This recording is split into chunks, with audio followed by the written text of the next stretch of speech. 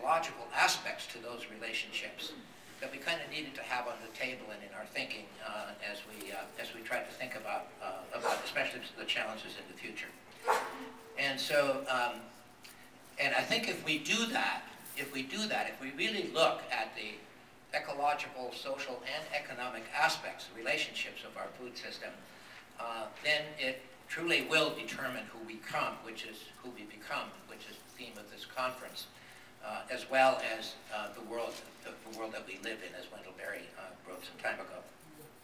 And so that's the world that I kind of like to unwrap a little bit with us this afternoon. And then I'm not going to be able to, in the few minutes that we have, to really, open that whole world, but I'm going to try to open some pieces of it. And then those of you who are interested in exploring that further, if we have, another hour afterwards, we can get together and address some of your questions. So I think in order to really look at this larger picture, that it's first of all important for us to take at least a short view of history and how it is that we got to where we are, about thinking about food as simply a thing, simply a commodity, a substance that we consume. And if we look at that history, I think it's important for us to recognize that if you go back to the Middle Ages, in which we really saw everything pretty much as connected, but we were asked to see all of that through the ideology of the church. And that got to a point where that didn't work for people anymore. And then so out of that, of course, emerged the era of the Renaissance. And in the Renaissance, we began to celebrate the importance of the individual more than the importance of the commitment to a particular kind of ideology. And that opened up a whole new world within our culture of thinking and innovation, etc. And then out of that, of course, came the scientific revolution and the industrial revolution. And the reason that all of that's important is because the way in which we began to see ourselves in that evolution is really important to how food became regarded as a thing. Because in the scientific revolution back then, the scientific revolution really saw nature as a collection of mechanistic collection of objects, right? The clock was used as the metaphor for describing nature. And so it was understood by the scientists back then, particularly people like Descartes and Bacon, that it was our responsibility as humans to manipulate those pieces, those objects within nature, in order to get nature to produce what we wanted. Descartes famously said that we were the possessors and masters of nature. Bacon said that we had to bend nature to our will, and all of that was in order to accomplish what we wanted to accomplish purely for the benefit of the human species. And so we began to see nature as a collection of objects, a clock, rather than a community of subjects, a web. And so that's that thing versus relationship, which became a part of our culture. And in the Industrial Revolution, then, quite understandably, it adopted much of this same kind of paradigm. And so the primary goal of any industrial economy within the Industrial Revolution was maximum efficient production and short-term economic return for the benefit of the individual. And if we all did the best that we could to improve our own economic wealth, then it would somehow serve the good of the whole. And so again, reducing things to a basic thing, to a commodity, in order to accomplish those goals. And of course, the means by which in the industrial economy that we decided that we could do this to achieve this goal was through specialization, because that was, you got really good at doing one thing rather than having to get competent at doing a lot of things. Simplification of management, because again, that increased your efficiencies, and then of course economies of scale. And that became the primary paradigm in all of our industrial economies. Now, interestingly enough, agriculture was the slowest in adopting that industrial kind of paradigm in agriculture. And while we started to adopt some pieces of that, back to 1840 when Justus von Liebig told us that we didn't have to worry about these complex relationships of manuring our soil and et cetera. All we had to do was to insert some synthetic inputs in order to achieve that. So that was already the beginning of that. But the industrial paradigm, this specialization, simplification, and economies of scale, really wasn't adopted in a large scale in agriculture until after the Second World War. And then we began to adopt it in a very significant way. And so what we have now on the agricultural landscape with the specialization is huge monocultures. You know, in Iowa, for example, now 92% of our cultivated land is in just two crops, corn and soybeans. And this is the way that we've developed our agricultural system now. And of course, we pride ourselves in the simplification of management. One of the reasons that things like Roundup Ready soybeans came to be adopted by farmers so dramatically is because it dramatically simplifies the management. You know, instead of having to really monitor the soybean fields to find out what weeds are emerging and then have strategies for keeping the weeds under control, you simply plant your soybeans and you wait until they're up and then you apply your Roundup and the weeds are all gone and the soybeans are fine. And so what then happens? You can raise a lot more soybeans. So farmers now, typically in Iowa, not atypically in Iowa, are farming 5,000, 6,000, 7,000 acres instead of 300 or 400 acres as they used to some years ago. So it all fits together and it works in terms of that kind of economy. So what were the results of this? That's of course the important thing. Again, as the farmer in me says, well, is this working or is it not working? And of course, at some level, as we all know, it worked beautifully. I mean, we doubled, tripled, in some instances quadrupled the yields of some of our primary cereal crops, like wheat, and rice, corn, and soybeans. What's not to like about that? We reduced our transaction costs because the more that we had economies of scale, the less we had to invest in transportation, etc., because we were pooling our product and doing it in larger quantities. We now produce, according to some estimates, 4,600 calories per day for every man, woman, and child on the planet. So we're producing way plenty of food. In fact, when people talk about what are we going to do, how are we going to feed 9 billion people? Well, in point of fact, we're already producing enough calories to feed 9 billion people. That's not the problem. I mean, this is an enormous, heroic achievement that we've accomplished. And of course, we claim at least that we have the cheapest, safest food system in the world. You know, we still hear that every once in a while, right? Well, some of us, I expect, in this crowd are going to be a little questionable about that. But nevertheless, we've at least developed a culture in which we convince a lot of people that, in fact, that's true.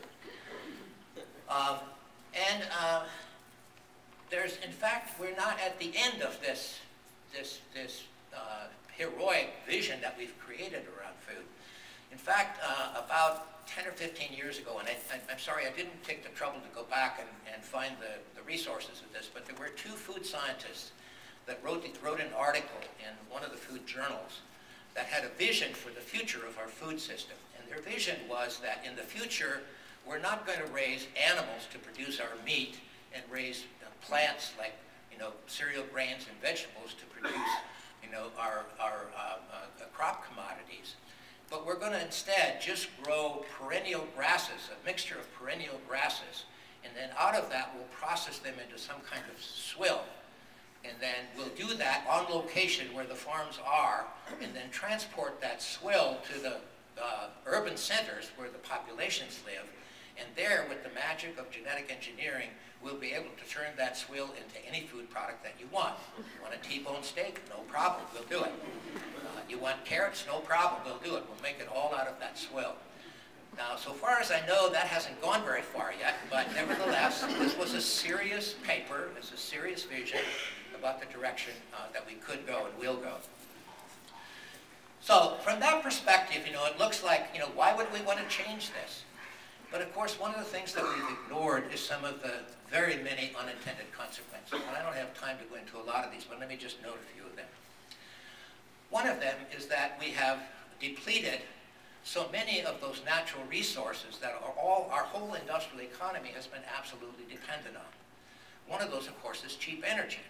And if you're reading the paper at all, you know that we're at a very difficult point right now. It's not so much that we're going to run out of oil, but that it becomes more and more difficult and expensive and energy consuming to get the remaining oil that's still there. And so that's what's driving the prices up. The retired president of the Shell oil company, as you probably saw, announced here just last week that we should expect that gas will reach $4 a gallon in 2012. Well, that's not because of inflation. That's because it's costing us so much more to get the fossil fuels, to process it, and to make it available to us in the form of gas for engines. Now, when you think about that in terms of a farmer, it's not just the diesel fuel in this tractor, because almost everything that a modern industrial farmer uses is based in fossil fuels. Our fertilizers are either manufactured from fossil fuels or are mined and processed and delivered to farms with fossil fuels. Our farm equipment is manufactured with fossil fuels and operated with fossil fuels. Our pesticides are almost all made from fossil fuels. So when the price of crude oil goes up $10 a barrel, farmers get hit by this cacophony of price increases.